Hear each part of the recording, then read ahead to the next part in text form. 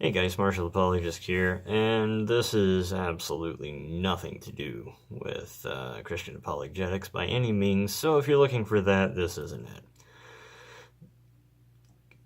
I'm getting really tired of reading and thinking about and hearing about people protesting the national anthem one way and the other, and I tried to just let it go as much as I could, but it's impossible to get away from, so I might as well get in on the action, because everybody seems to have an opinion. In no particular order, here are my problems with protesting the national anthem. Number one, what the heck does the national anthem have to do with social justice? I mean, I'm only 34 years old, so I wasn't really around for the original civil rights era at all. So that was all long since done. But I mean, I've grown up in a place and in a time where at various points there was a little bit of racial tension here and there, for different things that have gone on. And I don't remember at any point anybody getting the idea in their head that somehow protesting the national anthem had anything to do with any racist act of anyone, anywhere, for any reason. So if someone could please explain to me how that works, I would like to know.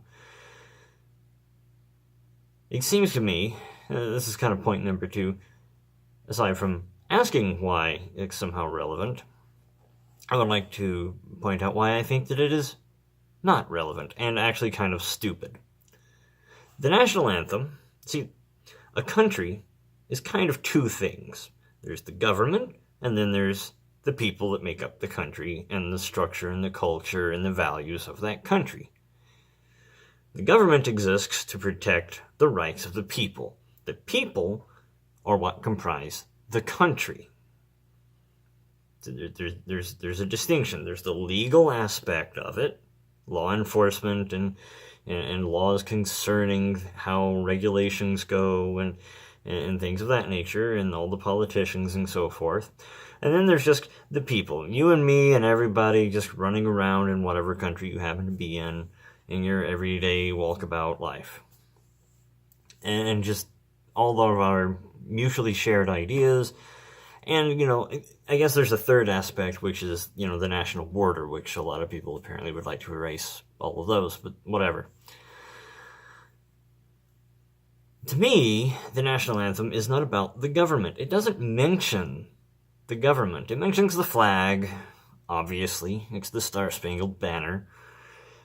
But it wasn't the government. It was about the people. It was about a people who had become free, not wanting to not become subjugated again. Now, we can argue whether the War of 1812 really would have accomplished that and whatever, but that would have been the idea in the people's heads, including Francis Scott Key, kind of in the backdrop of his mind while he was watching what he was watching when he wrote the song, as well as the actual war that was taking place to prevent the tyranny that they were afraid that would happen. And as such, the national anthem isn't, to me, and it's never been about the government, the legal systems. It's not about, oh, how great the presidency is, oh, how great our legal systems are, oh, how wonderful is Congress. It's not about any of that. It's not, oh, look at our military, wow, great, awesome, yay, police, yeah, any of that. None of that. It's about, hey, let's have this country with people in it who are free to live the way they want to live. As such, the national anthem is about me, personally, and you, personally, if you're an American citizen, and how we live our lives, and the values that we hold, even if they're very different values. It's about everyone's values. It's about their contradictory values. It's about the mutually held values. It's about each individual. As such, protesting it is literally protesting against literally every person in the country. You can't say it's about protesting some travesty and injustice that has fallen upon some number or particular people.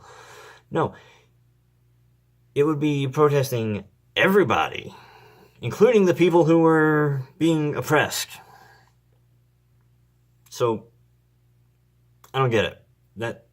That's what the national anthem has always been for me, and I have assumed my whole life that was what it was for everyone else, and now all of a sudden it's about the military and the government, or I don't know.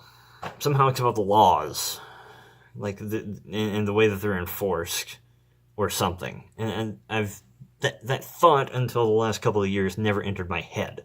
So I don't know who had that idea, but I kind of wish I had a time machine so I could go back and keep them from being born. Never minding that. Very frustrating for me. The third problem is, apparently this particular Sunday, everybody was protesting the national anthem either by not participating or whatever, somewhat in a way to rebuke Donald Trump's comments. Everybody seems to want to tie these things in together in some loose way and without actually stating it outright. And you know what? If you don't like what the president has to say about the matter, that's fine. That's his opinion. He's entitled to hold it just like you're entitled to hold your opinion. I don't really care. I don't really care what the president says, because the president has nothing to do with the NFL. He's just a guy. When he's not acting as commander-in-chief of the armed forces, when he's not acting as a guy who can, veto legislation, when he's not acting as a guy who appoints Supreme Court justices, directing, the federal agencies for law enforcement, when he's not acting in those capacities, he's not even acting in the office of the president. Literally, when he's not doing presidential things, he's not talking as the president. That is how I have always taken the presidency to be. That makes way too freaking much sense for the plebs of the world to understand, I think. So I don't know. I don't know what's going on there. But he has nothing to do with the NFL. So if he expresses an opinion of the NFL, to me that would be like the president of... I don't know, Chick-fil-A, or Walmart, or Hyundai, or whoever expressing some opinion about the NFL and what they should do. It has exactly the same bearing. None whatsoever on any level. So it's like, you know what, you just if you want to tell him to screw off, just go on camera and be like, yeah, screw off. Nothing's going to happen to you. He's actually not a fascist. You're not going to have jackboots come stomping into your house in the middle of the night and black bag you and take you off to Guantanamo Bay or something for doing it. No one's going to do that. It's never happened. It's not going to. Just tell them to screw off and do whatever you were going to do normally. Seriously. Changing what you do because someone criticized the way that you did it before is still giving their criticism power. If you don't want to give criticism power, ignore it. There's a thought. Hey, I don't like the way you park. Keep parking like you always do. I mean, unless it's particularly douchey, in which case you probably shouldn't. But whatever. Just crap, man. Even if it was like, I don't like the way you wear overalls a lot, and then you decide to wear overalls like way more, that's still giving their criticism power. Take their power away. Don't wear them more or less than ever before. Whatever it is that they're criticizing, just ignore it. Just be you. Just do you. Ignore them. It'll be fine. I promise. It'll be totally cool. And kind of lastly, I don't think that Colin Kaepernick was the first person to refuse to stand for the national anthem, but he was probably the first guy that made it real big. And I try to ignore it then as much as I could, and it's become more and more of a thing, even though he's not in the NFL anymore, which is whatever. Part of it that he did was in solidarity with Black Lives Matter. And as I have posted on Facebook and shared many different times, maybe I haven't made a video specifically calling out Black Lives Matter for what I think that they are, but they are clearly, if not each member, certainly a plurality of the leadership of Black Lives Matter are black supremacists. They are Marxists. They are social Marxists.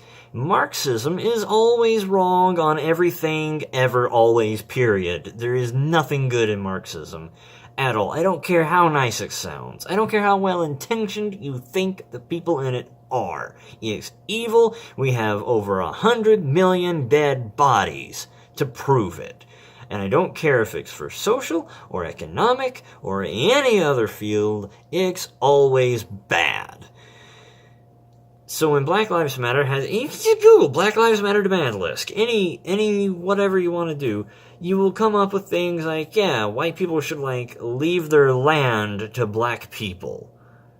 Just because they're white and just because they're black, in order to help, combat racism somehow. If they don't have any heirs to leave it to.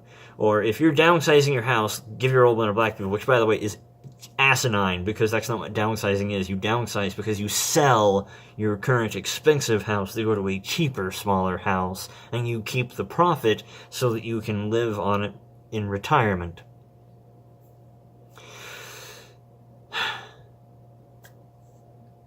So yeah, Black Lives Matter. Are you doing something in solidarity with them? Well, they're stupid. All right, they're just making stuff up half the time. And I have a whole write-up I'm doing about all this that I don't know where I'm going to put it when I'm done with it, but eventually I'm going to post it up somewhere.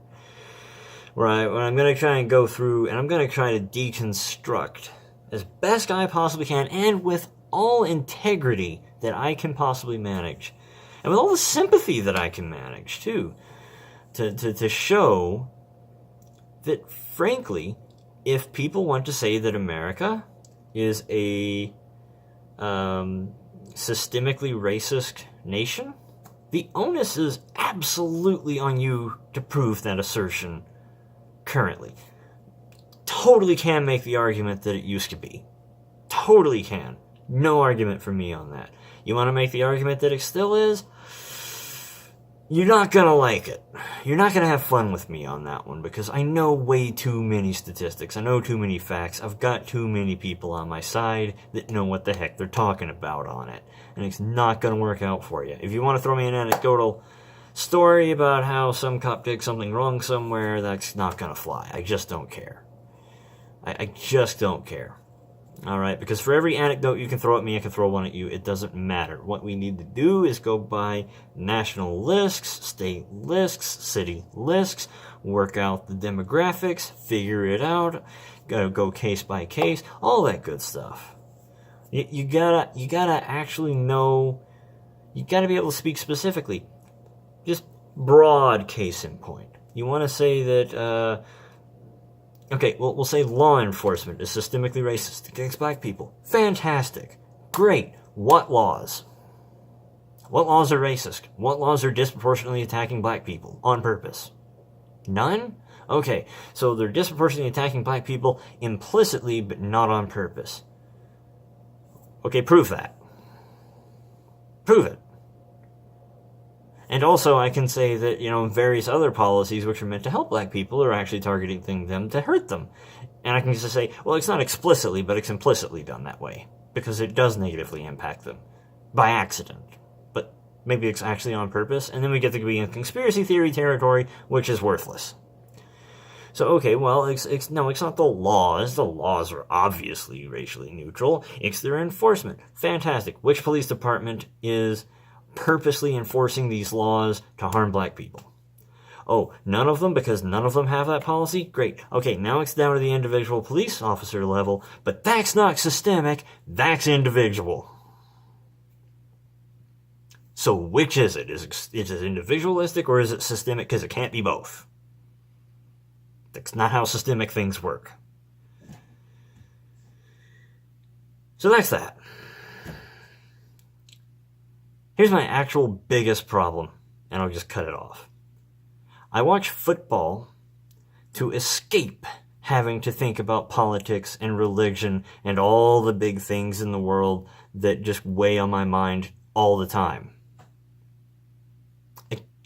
I just want to watch football again. Is that really so much to ask? Just give me 2 hours of escapism so I don't go crazy. Have a good one.